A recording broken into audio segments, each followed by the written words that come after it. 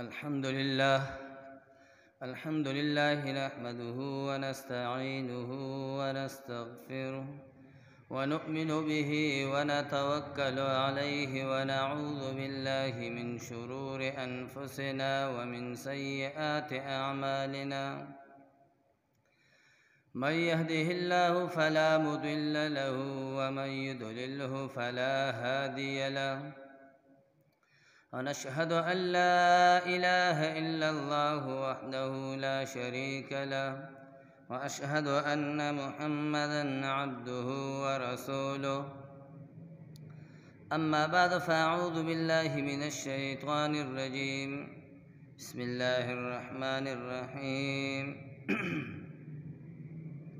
عن عبد الله بن عمرو رضي الله تعالى عنه عن النبي صلى الله عليه وسلم أنه ذكر الصلاة يوما فقال: من حافظ عليها كانت له نورا وبرهانا ونجاة يوم القيامة، ومن لم يحافظ عليها لم يكن له نور ولا برهان ولا نجاة، وكان يوم القيامة مع فرعون وهامان وأبي بن خلف، أو كما قال عليه الصلاة والسلام.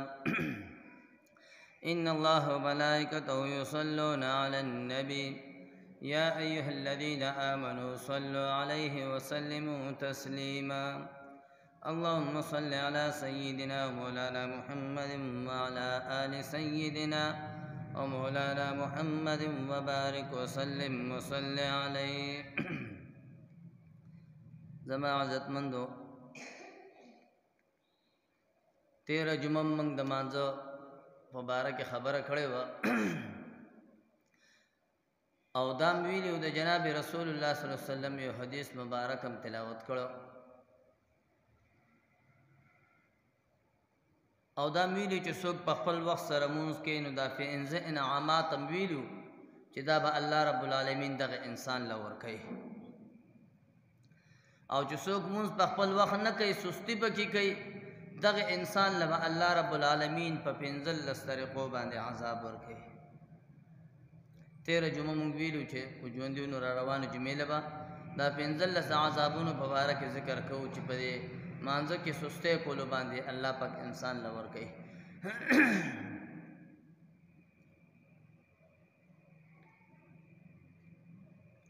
نو هغه 15 عذابونو کې 15 قسمه عذاب دی انسان له الله رب العالمین په دنیا کې ورکوي. چاله څوک چې په مانځه کې سستی کوي،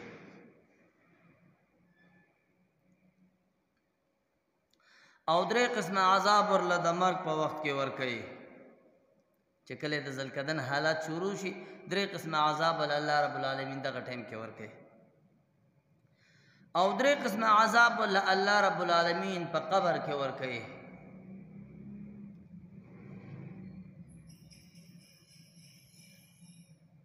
او 3 قسمه عذاب الله رب العالمین د قبر نه د وتلو نه پس ورکوي.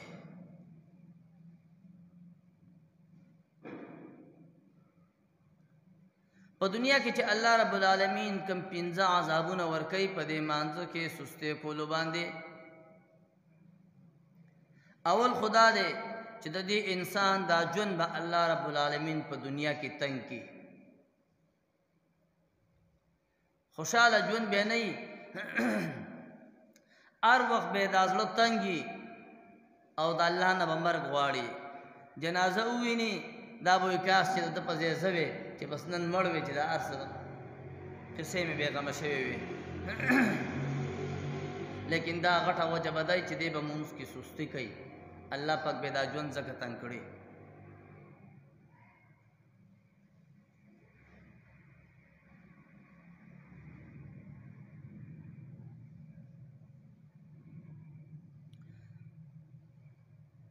نو په ژوند کې به برکت نه وي،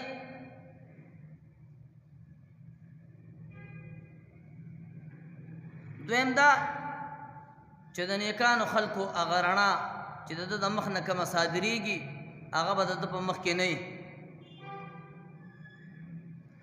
اب لرې کړی شي. او دریم دا چې د هغه د نیکو کارونو ثواب به لرې کړی شي.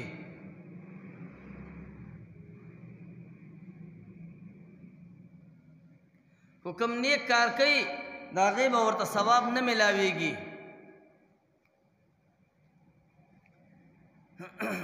دا د څه د وجې نه؟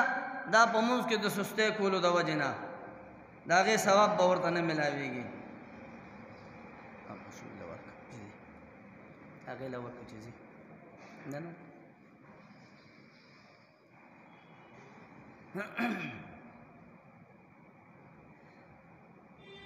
چې هر څومره نیک کار کوي د هغې اجر او ثواب به ورته نه میلاویږي. او څلورم دا چې د دغه انسان دعاګانې به نه قبلیږي. که هر څومره دعا غواړي د الله رب العالمین نه، لیکن الله په در کې به دعاګانې نه قبلیږي. ولې چې دا په مونځ کې سستي کوي.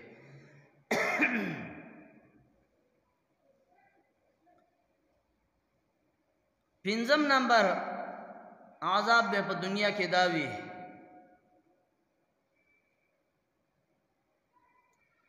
چې نیکان خلق څومره دعاګانې کوي په هغې کې به د دې انسان حق نه وي. لکه مونږ او تاسو دا دعاګانې کوو، په دعا کې وایو چې الله رب کریم د نبی علیه الصلاۃ والسلام ټول امت وبخه، کوم ژوندي دي کوم مړه دي ټول وبخه. دغه دعاګانې کې به د دې انسان حق نه وي. دا کوم چې په مانځه کې سستي کوي.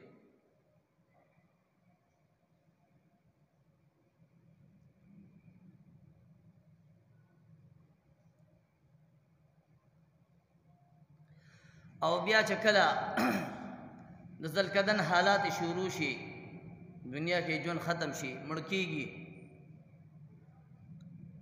نو درې قسمه عذابونه به الله رب العالمین دالته ورکوي.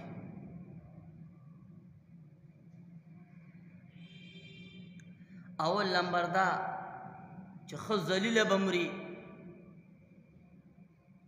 ذلیله به مري، داسې ذلیله به مري چې د ضلالت ډېرې طریقې دي. ځان له ځای کې به مړ شي، څوک به ورسره نه وي، قوم به ترې خفه وي، دا هم د ضلالت دغه دی. ذلکدن به اوږد شي، دا هم د ضلالت دغه دی. نو ذلیله به مري. او دویم داسې حالات کې به مري چې دی به اوږي. او دریم حالات د سختوالي د عذاب په وخت ذلکدن کې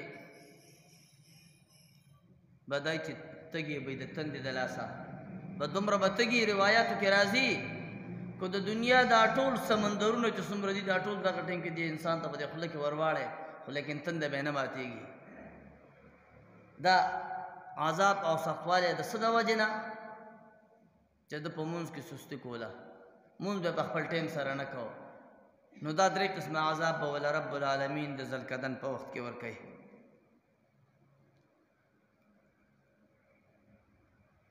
کله چې وفات شي او قبر کې کېښودی شي، نو په قبر کې به ورته درې عذابونه رب العالمین د دې مانځه په وجه باندې ورکوي. نور چې ګناهګار نور عذابونه به هم وي، خو لیکن د مانځه د سستۍ په وجه باندې به ورته درې عذابونه په قبر کې دا میلاویږي. چې لومبې دا قبر به پې دومره راتنګ کړی شي، نبي علیه السلام فرمایي چې د یو سیټ پختې به د بل سیټ پختو کې ورننوځي. نبي علیه السلام مبارک د خپلو لاسونو ګوتو سره اشاره کړې ده چې دا نبی علیہ السلام دا ګوتې یو بل کې ورکړې، څنګه چې زما دا ګوتې یو بل کې نه ننوتې، دقه رنګ به د دې انسان دا پختې یو بل کې نه ننوځي. دا د څه په وجه باندې؟ دا په مونځ کې د سستۍ کولو په وجه باندې.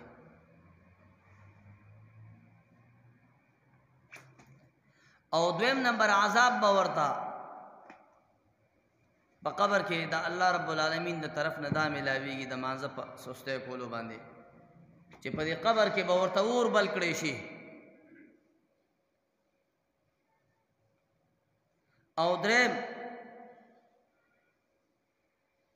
عذاب به ورته رب العالمین دا ورکوي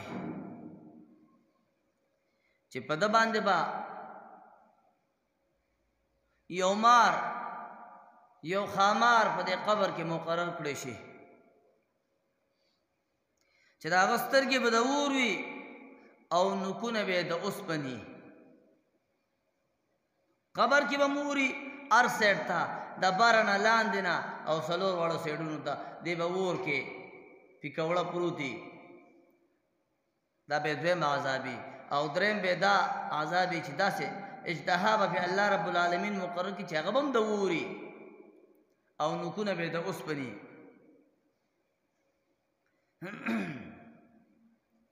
او روایاتو کې راځي چې دومره اوږده نوکونه به الله رب العالمین ورکړي چې پوره سړی یو ورځ مزلو کې ایله به د نوکونه هغه آخرې ته ورسي دا به د اوسپنې نوکاني مونږ او تاسو په دې کوداله چارې بیلچه باندې کار کوو نو دومره دومره خولې دي او خو کلکې ځمکې ته چې ورلاندې کړو نو بس یو خوله ترې راډکه کړي او بیا چې داسې خولې د نوکانو چې پوره یو ورځ مزل سړی وکړي دومره اوږده نوکاني او هغه دا په دې انسان کې ورخښئ ته څه وې چې د انسان نه به هغه غاړه دې غاړه نه وباسي دا عذاب به د څه په وجه باندې مونځ کې سستۍ کولو په وجه باندې نو دا اجتهاد به الله رب العالمین په دې قبر کې مسلط کې په دې قبر کې چې کله ته عذاب ملاویږي او دا اجتهاد مقرري نو دغه اجتهاد आवाज به د بجلی د ګړز په شانتي لکه ګړز چې کېږي اسمان کې چې دا د بجلی د پړق وشي دا برېښنا چې کېږي او هغې سره یو ګړزارې راشي نو مونږ او تاسو کوټه کې دننه پټ ناست یو خو لیکن دا اواز چې واورو نو ویریږو چې یا الله خیر چاته تندر را پرېوته کو څه چلو شو دقه رنګ خطرناک आवाज به د دې اجدها وي او دا اجدها به په داسې خطرناک आवाज باندې د سره خبرې کوي او دته به وایي چې زما رب زه په تا باندې مسلط کړی یم د څه په وجه مونځ کې سستۍ کولو په وجه باندې رب العالمین زه په تا مسلط کړی د سار مونځ قضا کولو په وجه باندې به تاله زه اوس سزا در کوم تر ماسپښین مانځه ټیمه پورې ماسپښینه پورې او د ماسپښین مونځ ضایع کولو په وجه به درله سزا در کوم عذاب به در کوم تر مازدیګره پورې او د مازدیګر مونځ په وجه باندې به درله سزا در کوم تر ماښامه پورې او د ماښام مونځ ضایع کولو په وجه باندې به درله سزا در کوم تر ماسخوتنه پورې او د ماسخوتن مونځ ضایع کولو په وجه باندې تر سهاره پورې نو خالی ټیم خو پکې پاتې نه شو ټول به عذاب عذابي روایاتو کې راځي وی کله چې دا د انسان له یو غزار ورکي یو ټک ورکي نو وی دی به ایره ایره شي یو اندام به بدن کې روغ پاتې نشي که هغه غوښه ده که پلي دي او که هډوکي دي هغه ټول به هیره هیره شي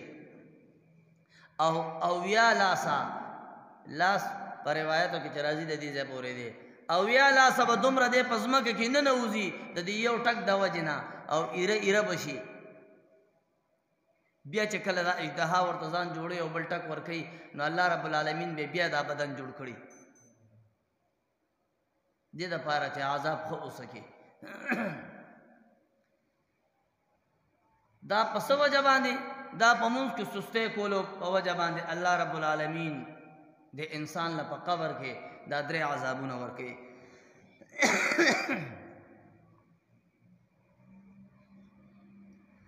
او کله چې دی بیا د قبر نه وباسي د محشر میدان ته روانېږي د الله رب العالمین د حشر میدان ولګي نو دغه ټیم کې به هم دته درې عذابونه میلاویږي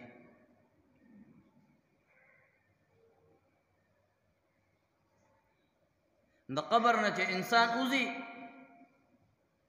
نو چېرته به ځي حشر میدان ته بځي الله رب العالمین به سره حساب کتاب کوي. نړومبه دی بالمازله ناموس کو سستی کوي الله رب العالمین به سره حساب کتاب ډیر په سختۍ سره کوي.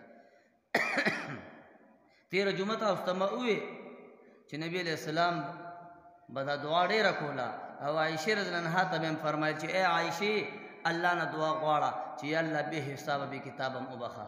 دا الله حساب کتاب ګران دی او بیا چې د سره الله نورم ګران کی نو دغه انسان یقینا د هلاکت کندې ته وغورځېد او هلاک شو. د الله حساب کتاب څوک نشي کولی او نه هغه ورکولی شي. تاسو ته واقع معلومه ده په بني اسرائیلو کې یو نوجوانو 500 کاله د الله رب العالمین عبادت کړو او دا سه عبادت کړو چې هغه 500 واړه عبادت د الله په در کې قبول شو. او زمونږ استاد عمر څومره دی 15 کاله عمر دی زیات نه دی یا دی زیات 80 کاله دی شي چې 80 کاله عمر شي زمونږ استاد نو 15 کاله زموږ ماشومتوب کې لاړل. بیا ورپسې دا یو 15 کاله 20 کاله په نوجوانۍ کې تیر شي په مستی کې روان یو د الله بندګۍ ته د سره خیال نه وي. بیا دغه 15 کالو نه پس بیا ورو ورو مونږ تاسو په سستی شو ځواني ختم شي کمزورۍ طرف ته سړی رواني بیا کله مونځ کړی او کله په ملاسته کړی کله په ناسته کړی نو د هغې مونځ به څه خوند دي او کله قبول شوی او کله نه دی قبول شوی. د دې انسان 500 کاله عبادت او الله رب العالمین ټول ورله په خپل در کې قبول کړی دی.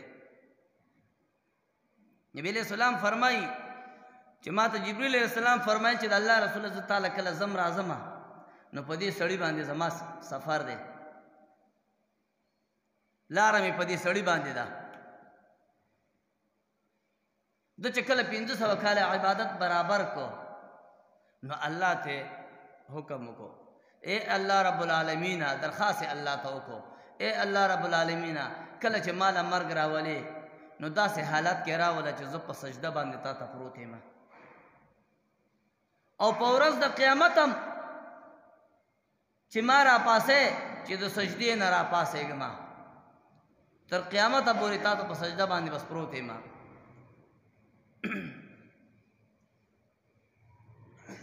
نو جبرئیل علیہ السلام فرمایي چې د الله رسول هغه اوس هم په سجده باندې پروت دی هغه وروسته چې کوم حالات راځي هغه الله موږ ته مخکې نه وښودل.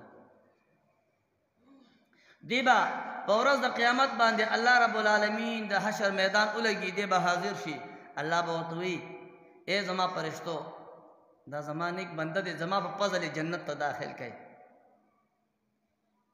نو فرشتې به روان کی جنت ته.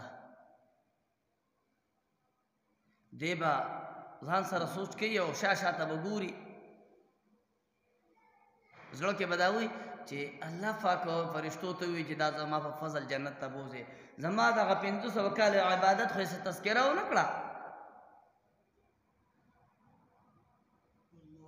الله رب العالمین علیم بذات الصدور دی په سینه کې چې دننه په زړه کې څه تیر شي جبه پې خوځېدلې نه الله رب العالمین د هغې نه خبر دی. نو الله رب العالمین به دې فرشتو ته ووایي دا انسان را واپس کوي. بیا به را حاضر کړي دې تلې د میزان ته به ودرئ الله رب العالمین به دې فرشتو ته ووایي چې د سره حساب کتاب وکړئ دوباره کوي د حساب کتاب سره. یو روایت کې راځي چې د سره حساب کتاب کوي نو 500 کاله عبادت به وي د یوې سترګې سره وخیږي. او بل روایت کې داسې راځي چې الله رب العالمین به دې فرشتو ته ووایي چې دا بوځئ د جهنم نه 500 کاله لرې ودروئ 500 کاله مزل به جهنم ته د هغې نه به لرې ودروئ او هغه ځای ته به د جهنم دومره تو رارسي چې دلته به دې ټینګېدی نه شي تږي به شي. دی به آواز وکړي یا الله تږې ما خو لږ اوبه راته میلاو شوې نو ښه به یو غیبي غونته کې لاس به راښکاره شي او مزېدار یخ اوبو نه به یې جام ډک کړي او ورسره به چې د تخکاره شي نو خوشاله بشي، لاس به ور واچي، هغه اوبه به ترې اوچتې شي، بیا به راښکته شي، دی به ورته وایي د الله بنده تږې مې دا اوبه راکړه، هغه به ورته وایي چې نه دا خو دنیا نه ده چې بې درېغه به د څکلي حساب کتاب د سره نه و، دلته خو هر څه په حساب کتاب دی.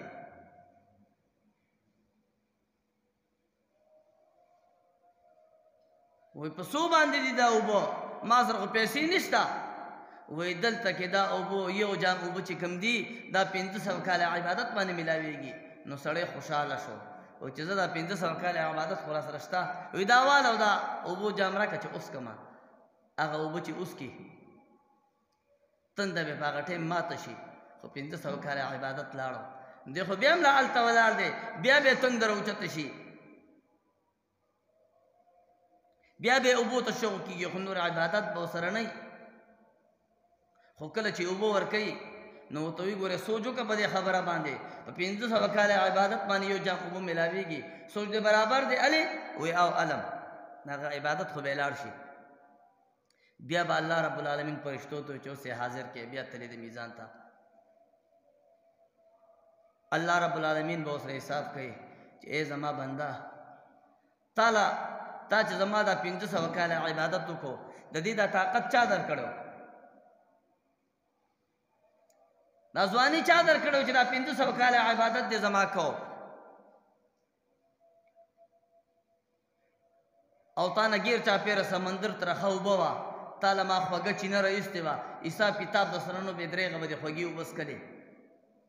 اوس خو زه حساب کتاب شروع شو، یو کال 500 کاله عبادت خو تا د یو جام حساب کو پخپله، اوس ځان سره حساب کوه څومره دي 500 کاله کې تا څومره اوبه څکلي دي، د هغه یو جام په بدل کې 500 کاله عبادت ورسره وړه.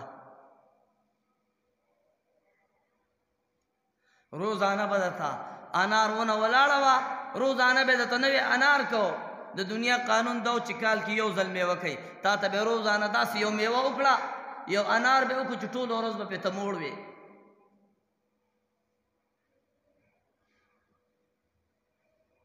تاله دا ځواني چا درکړې وه؟ دا روغ صحت چا درکړی و؟ دا خپې لاسونه چا درکړي؟ بیا به الله رب العالمین فرشتو ته وایي چې زه یې اوس یې بوځئ جهنم ته یې وغورځوئ. ځکه امتحان کې خو ناکامه شو، 500 کاله عبادت خو یې د یوې سترګې یا د یو جام اوبو سره لاړو.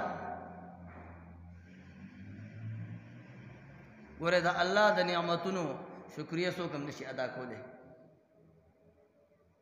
مونږ به ادا کوو چې یا الله شکر دی چې روغ صحت دې را کړی دی، خو لیکن بیا هم دا ادا کېږي.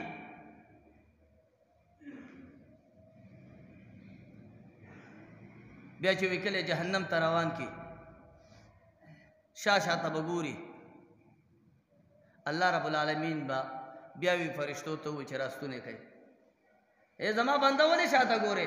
وایي الله ستا په فضل باندې زما ستا په فضل باندې زما په خپل عبادت باندې نشم مدلی. نو بیا به الله رب العالمین وی خپل فضل وکړي. جبریل علیه السلام فرمایي نبی علیه السلام ته چې الله پاک به بیا خپل فضل کې فرشتو ته وایي چې زه جنت ته داخل کړي. مقصد می دا دی چې دا الله رب العالمین حساب کتاب ډېر ګران دی.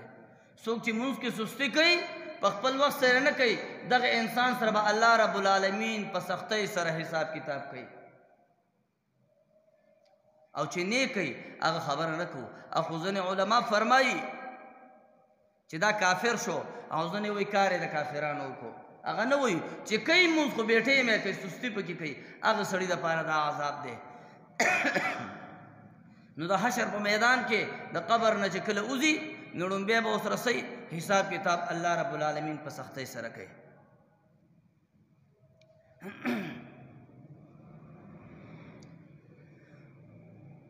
او دویم نمبر الله رب العالمین به ورته ډېره سخته غصه کې وي. د الله رب العالمین غصه به په ده باندې غالب وي، غصه به یې ورته الله رب العالمین. او دریم الله رب العالمین به جهنم ته داخل کی.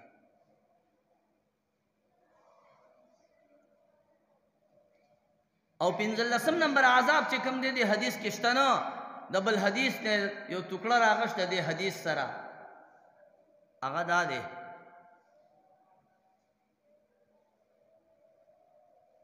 چې نبی علیہ الصلوۃ والسلام فرمایي چې په ورځ د قیامت به د دې انسان په مخ باندې یو 3 لکیر لیکل شوي. په اوله لکیرخه کې به لیکلي دا به د محشر په میدان کې هر سړی دا لیکل پیژني چې د چا په تندي باندې کوم لیکلي هغه به په ورځ د قیامت باندې هر سړی پیژني. لکه څنګه چې مونږ او تاسو قیامت ته نږدې چې کله دجال راځي، دجال په تندي چې کوم لیکلي کافر، نو دا به هر سړی څنګه پیژني. دغه رنګ چې په ورځ د قیامت د چا په تندي څه لیکل شوي وي هغه به هر سړی پیژني چې دا خو هغه پلانې دی. د چا په تندي به زناکار لیکلي، د چا په تندي به څه لیکلي، هغه به هر سړی پیژني. نو داسې دا یو 3 لکیرخې به د دې سړي په تندي باندې هم لیکلي چې څوک په مانځو کې سستی کوي.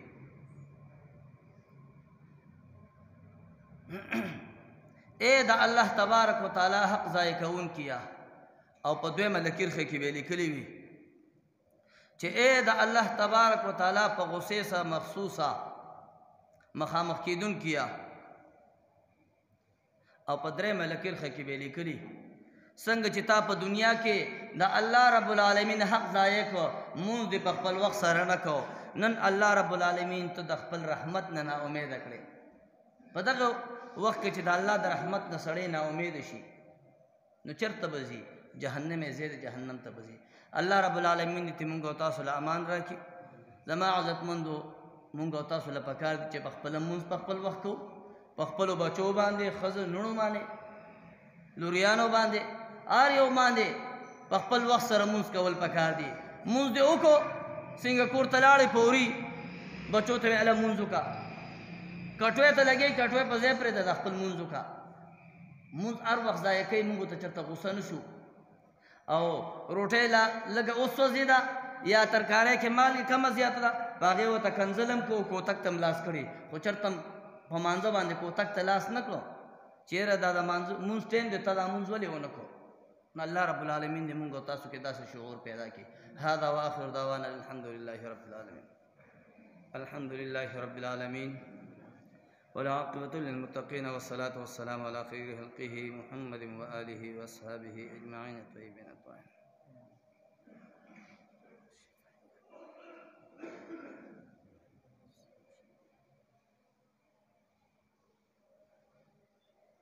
مولوی صاحب هم بیمار دي، نور په دې کلي کې څومره بیماران دي، ګلاسنه جي صاحب دې ټولو ته دعا وکړي الله رب کریم ټول له صحت کامله ورکړي، ټول بیماران خپل عبادت دپاره صحت کامله